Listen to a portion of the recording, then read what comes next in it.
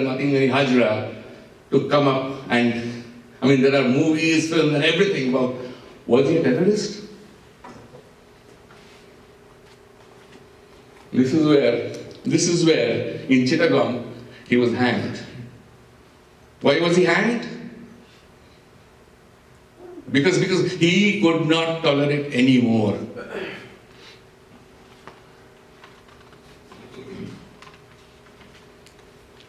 Which of these people are terrorists? Prithilatha Vadadar, Loknath Bal, Harigopal Bal, the young lad called Tangra. This gentleman survived, and I don't know whether he's still living or not, I forget his name. He was the youngest member during the Chittagong armory raid. And he wrote one of the books to carry out the legacy. I forget the name of the gentleman, I'll find out. Show you. Women freedom fighters.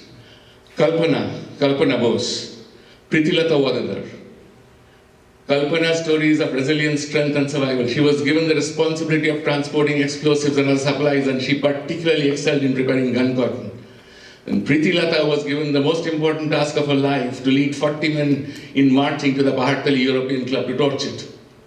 When she and her team managed to torch the club, British troops arrived, and soon after they had done the deed, an intense gunfight broke out. Eventually, Prithilatha and her team were ambushed by the British soldiers. She and her team fell victim to the troops' gun and was fatally wounded. But Prithilatha was not about to surrender to the British. She chose to commit suicide instead of giving herself to the British, ingesting cyanide at the last moment. We should remember this in changing the narratives. Look at them. Starting from Bhagat Singh, Sukhdev, Rajguru, Chandrasekhar Azad, our Khudiram Bose, the young lad who was the first so-called terrorist to die under the British. Vinay, Badal, Dinesh, Jotindash. And now I will ask a very important question to all of you. How did these three people die? Was it orchestrated murder or death as proclaimed? I mean, when we look at this perspective, we really boil, our heart really boils. I cannot fathom how we could tolerate all these things and let this go. Subhash Chandra Bose clearly one knows what happened with him. Shama Prasad Mukherjee, if he was not there, I'm a Bengali, West Bengal wouldn't have existed. If he was not there today, Kashmiri Hindus wouldn't have been living there for such a long time. Unfortunately, they were also turned out, but he at least went to Kashmir and to make sure that Kashmir did not fully fall under Nehru's regime. And when he died, when his body came, my mother tells me, because our family knew Shama Prasad Mukherjee, Ashutosh Mukherjee, and Ashutosh's son-in-law, Pramod Banerjee. His wife was shouting from the premises of the balcony, "Vichar chai, I want justice." And those who have seen Tashkent files, you know what happened with Lal Bahadur Shastri. They never made an inquiry into... Yes. He had probably seen Subhash Chandra Bose at Tashkent, and he was privy to all the files, and he made an announcement that when I'll come back, I will reveal a lot of things.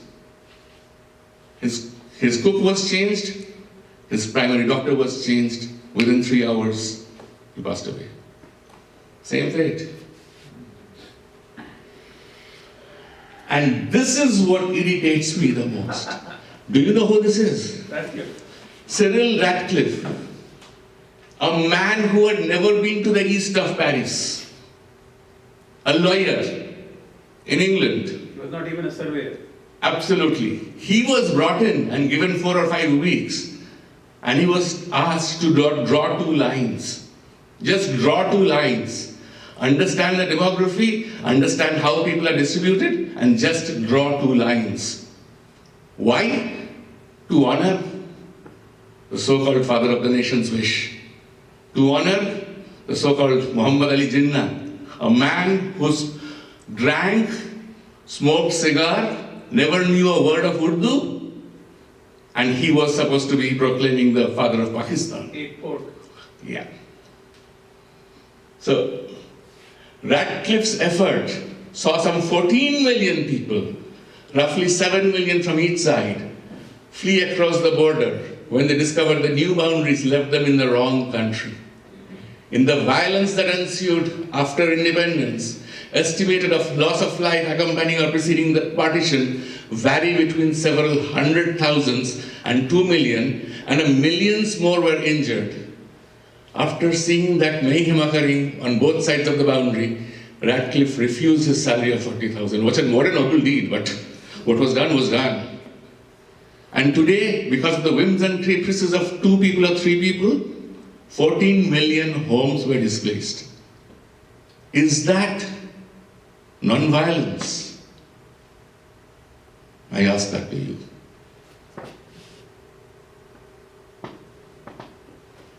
Was this necessary?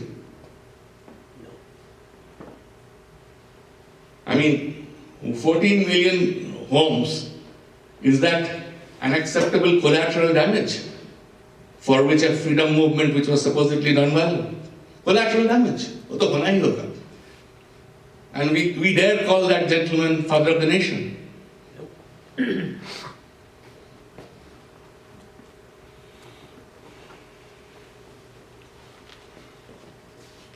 Tanmay Babu rightly pointed out about character, which can be summed up very well. Character is a moral order which understands truth as the summit of being and justice as the application to its affairs.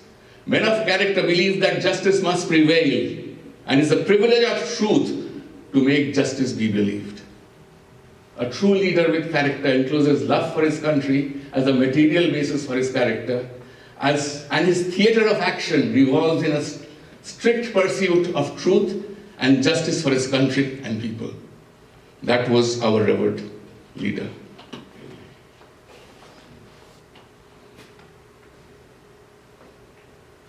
When I think of him, righteousness, you spoke so much about his values.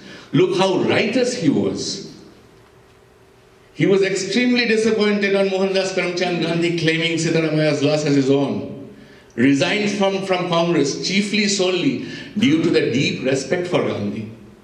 Ironically, it was Netaji who first hailed Gandhi as the father of the nation. And that he, in a letter to Sharat Chandra Bose, his elder brother, in 1941, he was the first to proclaim. Look at his righteousness, because he respected Gandhi. And when Gandhi said that, no, I can't have you as the Congress leader, he went away. For Netaji, who was an epitome of humankind, always believed in communal harmony, made certain that Bharatiyas fought in the Fauj against the British. Never would have he allowed the country to be partitioned on the basis of religion. Yep. I quote a letter.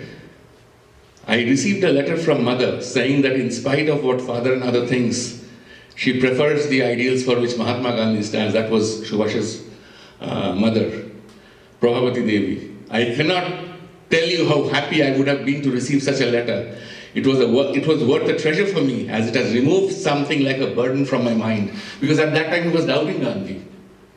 But when his mother said that, no, believe in Gandhi, he believed in Gandhi. But then, philosophically, they were totally different. And so he had to move away. But this is what I call a writer's soul.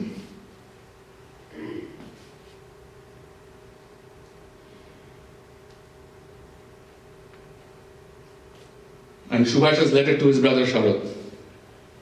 But for a man of my temperament, who had been feeding on ideas that might be called eccentric, the line of least resistance is not the best line to follow.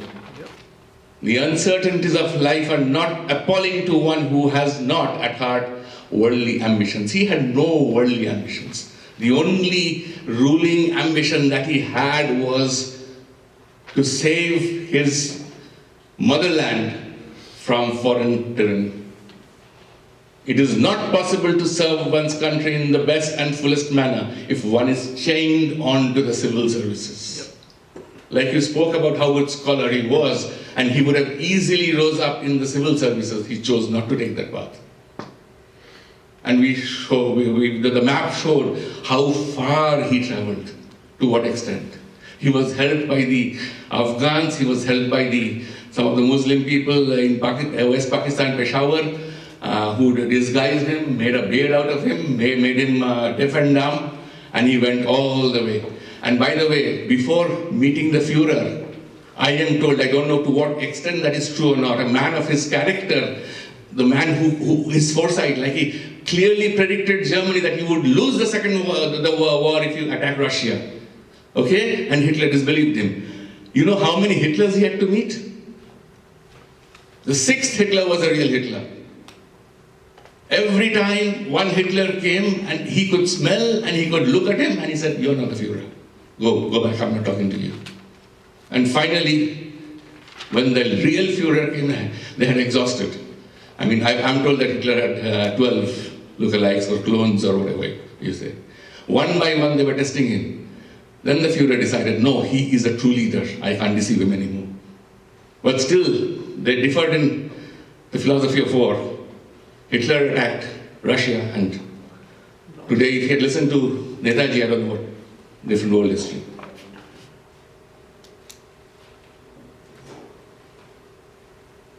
And this is my last slide. Give me blood and I'll give you freedom. Freedom is not given, it is taken. You must give if you want to get. No real change in history has been achieved by discussions. Chalo Dilli, Jai Hind. Ittihad, Etemad, Qurbani, that is unity.